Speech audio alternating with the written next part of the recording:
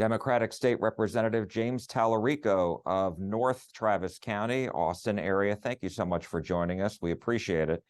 Thanks for having me. So you and other Democratic state representatives have now unveiled what's called the Fully Fund Our Future Act.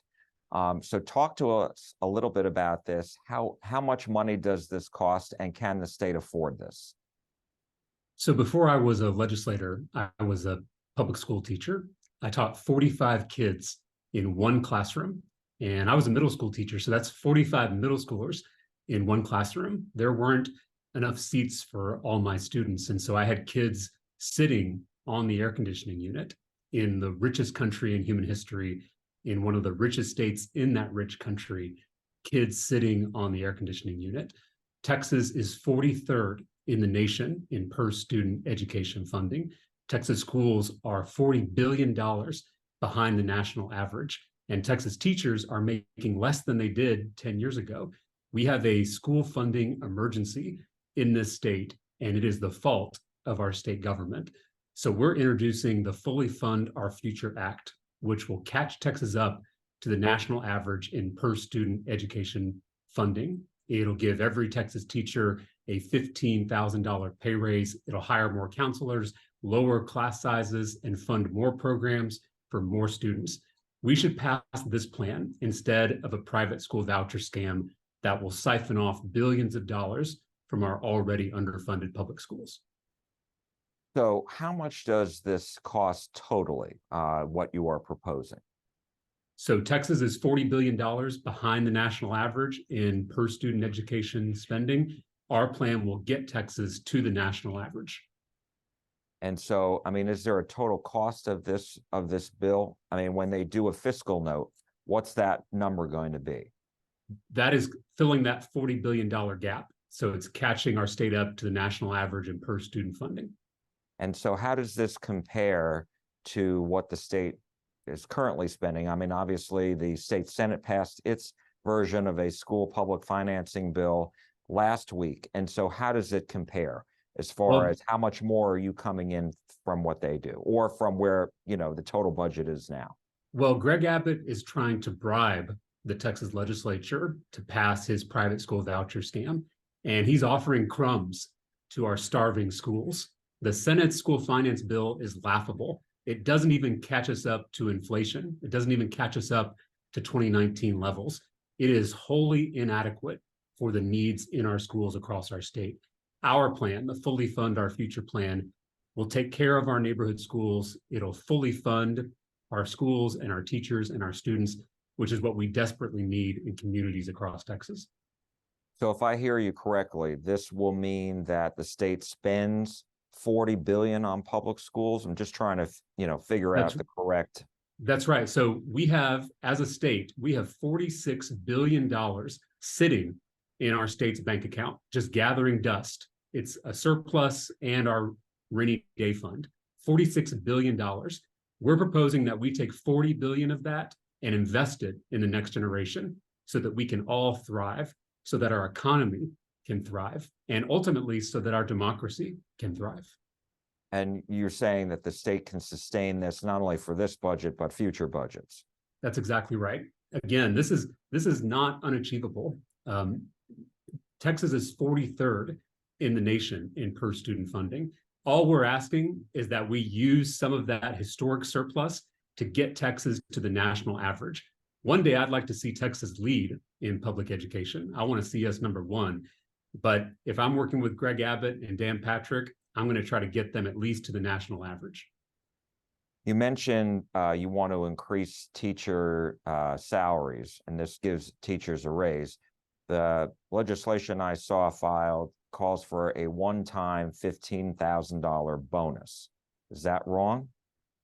Yeah, that's incorrect. In the second year of our plan, teachers will get a $15,000 pay raise that will then be funded through the basic allotment and will be sustainable in the long run. Okay, so first year it's the bonus. Second year it's a $15,000 raise. That's right, because we're already in the first fiscal year. I was a public school teacher in San Antonio ISD. I had colleagues of mine who drove Ubers at night to make extra money. I had colleagues who sold their own blood plasma to make extra money. Teaching is the most important profession because without it, there would be no other professions. And we are nickel and diming those professionals in our communities.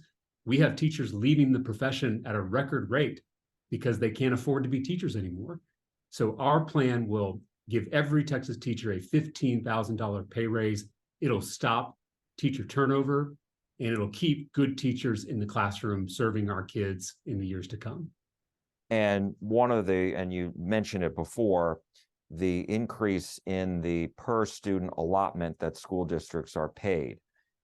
Your bill raises that from $6,160 to $8,947.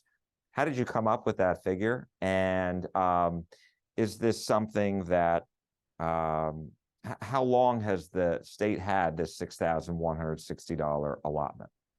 Since 2019, the last time we invested in our public schools.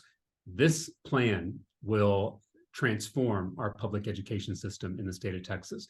It'll fully fund our neighborhood schools, and it will get us to the national average. That's the goal of this bill. All of the funding in this bill is aligned to one goal, and that's getting Texas to the national average in per student education spending.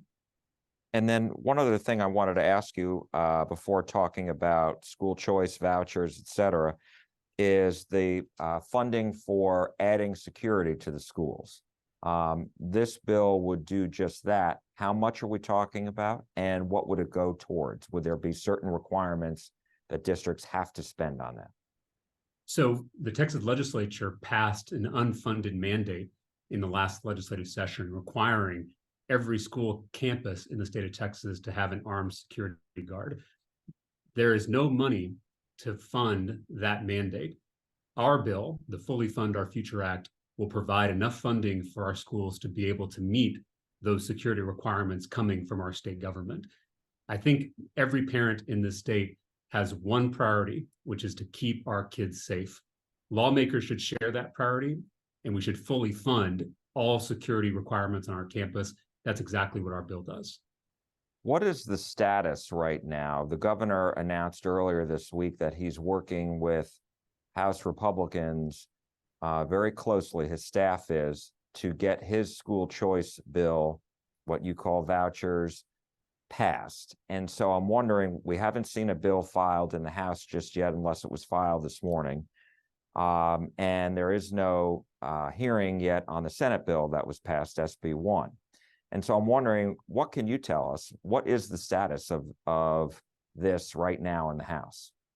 So the Texas House has been defeating vouchers since the first one was proposed in this state in 1957.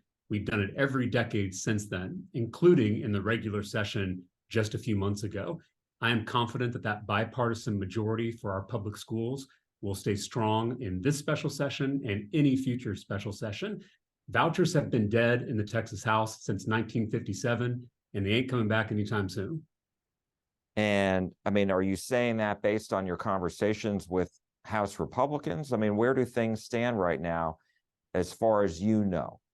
Well, the fact that we are 2 weeks into this special session and you still have not seen a voucher bill be introduced in the House or get referred to a committee or be brought to the floor should be a clear signal that there is no support for a private school voucher scam in the Texas House of Representatives.